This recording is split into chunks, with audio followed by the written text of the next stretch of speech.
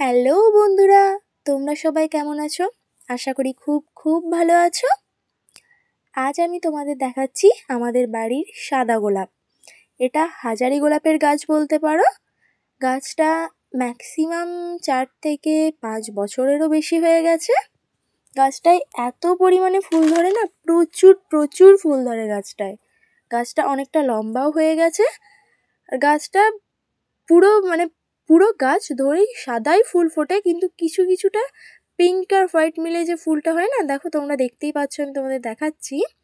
আমি গাছটা ছোট ছোট ক্লিপ নিয়ে ভিডিও করেছি, কিন্তু গাছটায় এত পরিমাণে ফুল ধরে আছে, প্রচুর প্রচুর ফুল ধরে আছে। আর এই শীতে তোমরা তোমাদের বাড়িতে কি কি গাছ লাগিয়েছো অবশ্যই জানাবে। ভালো থাকো বন্ধুরা, টাটা।